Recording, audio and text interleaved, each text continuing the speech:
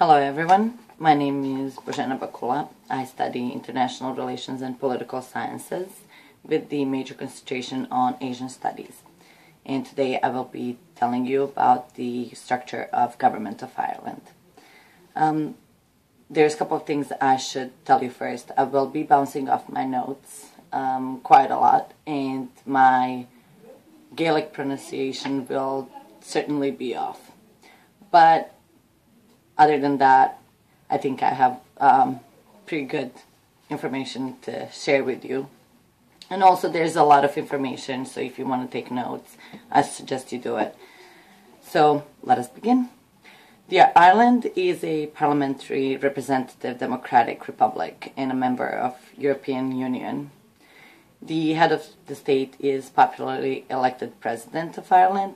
Currently that's Michael D. Higgins. He was elected in November of 2011 and he's still the President of the Ireland.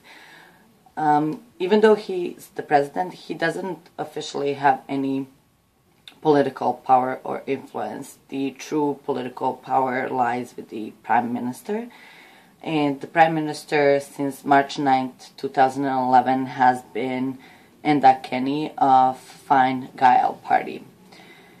His Gaelic, the name for Prime Minister in Gaelic is Taoiseach Sesh, and that's how it's referred to in politics as well. Then we also have the Deputy Prime Minister, and that's Tanais. And his name is Eamon Gilmore of Labour Party, also elected in March of 2011 and still in power. I want to tell you more about the Constitution. The Constitution of Ireland was not amended until 1937, being that Ireland didn't technically gain their independence from England until 1949, but the creation of the State of Ireland happened in 1937, which is when the Constitution was created. And Constitution was adopted by the means of plebiscite. Plebiscite means that the vote of an entire country or districts express an opinion for or against a proposal. The Constitution falls within the liberal democratic tradition. It defines the organs of government and guarantees certain rights, fundamental rights. The Constitution can only be amended by the means of referendum, and the major referendums in the past have been concerning issues about abortion, the status of Catholic Church, divorce, and European Union, amongst others. Let us go into Parliament now. Parliament is consisted of two different houses, and it's very similar to England. It has the upper and the lower house. However, government cannot. Upper house is called Sead Éireann, which is the Senate, and then we have the lower house, which is Dáil Éireann, and I will tell you more about those. But first, I want to tell you that government can be comprised of only 2 members of Sead Éireann, and the rest of the members come from Dáil Éireann. There can be, by constitution, there can be no less than 7 and no more than 15 members of government or parliament. And basically, there can be only 2 of the upper house, and the rest come from lower house. So to tell you about these houses, Dáil Éireann, members of the Dáil are directly elected at least once in 5 years under the single transferable vote form of proportional representation from multi-seat constituencies. Membership of the House is open to all Irish who are above 21 and are permanent residents of the state. Members of the Dáil are known as Taoiseach Daithí or TDs, and currently there are 166 TDs, I believe. There's one chairman, or Sean Comhairle, and he is automatically returned at an election. The Dáil is the only house that can introduce and amend money bills. Moving on to Senate or Seat Iran, that's a mostly advising body. It consists of 60 members called senators. An election for the Senate might take place no later than 90 days after the general election for the members of the Dáil. 11 senators are nominated by the Taoiseach, which is the Prime Minister, while a further 6 are elected by certain national universities. The remaining 43 are elected from special vocational panels of candidates. The Senate has the power to delay legislative proposals and is allowed 90 days to consider and amend bills sent to it by the Dáil. However, it does not have the power to amend money bills. It has 21 days to consider money bills sent to it by Dáil, but it doesn't have the power to amend it. There are many political parties in Ireland. However, there's 4 major ones, and I will tell you more about those. Coalitions are not uncommon in Ireland, and it's considered a 2.5 party system because there's always 2 major ones, and the one that always gets into a coalition with one of the ruling parties. So let us go into political parties.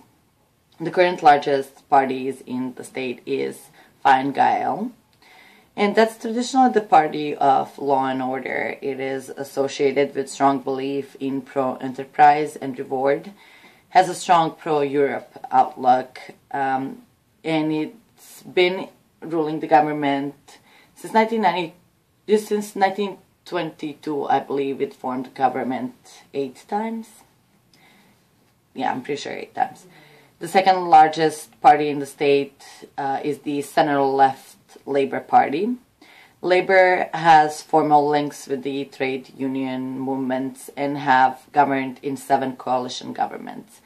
This role as a junior coalition partner has led to Labour Party being classed as the half party of Ireland's 2.5 party system. It created 7 different coalitions. Then Fianna Fáil is the 3rd largest, a traditionally Irish Republican party, and it formed government on the basis, it first formed government on the basis of populist program of land redistribution and national preference in trade, and Republican populism remains a key part of its appeal. It formed government 7 times since Ireland gained its independence. The 4th largest party is Sinn Féin, established in its current form in 1970s. Sinn Féin played a huge role in the Irish War of Independence, and Fine Gael and Fianna Fáil could trace their origins back to Sinn Féin. Also, they have been historically linked to the Provisional IRA. It is a Republican Party with left-wing stance on economics and in social politics. I would like to tell you more about also the public sector and the public service sector and the civil service. They're not necessarily clearly defined, but the public sector through the civil and public services and state-sponsored bodies are a significant employer in Ireland. The civil service of Ireland consists of 2 broad components: the civil service of the government and the civil service of the state. The civil service is expected to maintain the political impartiality in its work, and some sections of it are entirely independent of government decision-making. The public service is a relatively broad term and is not clearly defined and is sometimes taken to include the civil service as well. The public sector consists of government agencies and bodies which provide services on behalf of the government but are not the core civil service. Let me see.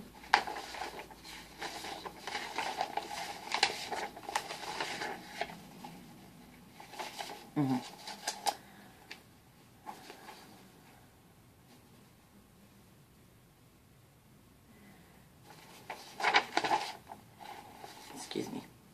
Government may comprise of members of Senat de Iran, as I have mentioned before, 2 of them, and or erectas. All the other members, thus are the members of Dail Iran, of the lower house, the Taoiseach, Prime Minister, the Deputy Prime Minister, and the President must be members of the Dail House. They cannot be the members of the upper house, not the senators.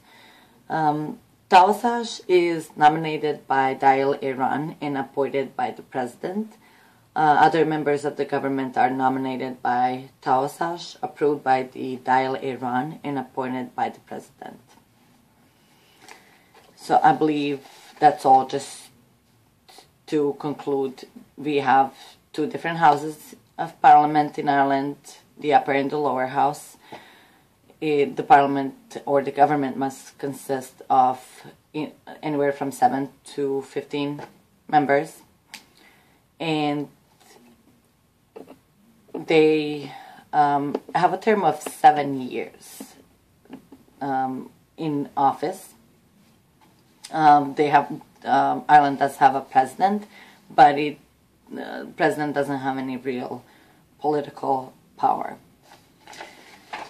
So in that sense, I think we can see just how much of its political structure England had left on Ireland and the way it is still run.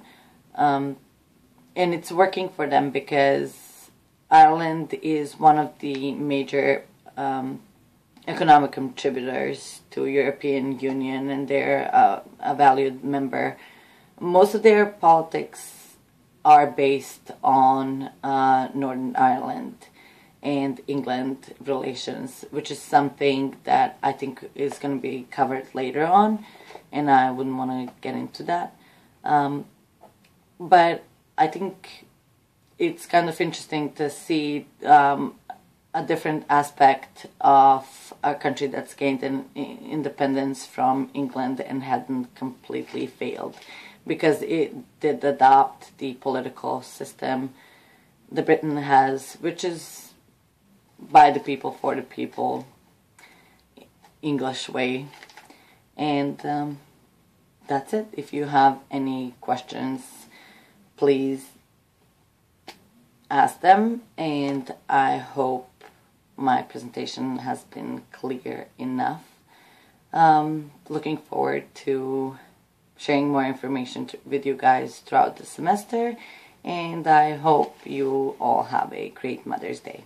Bye.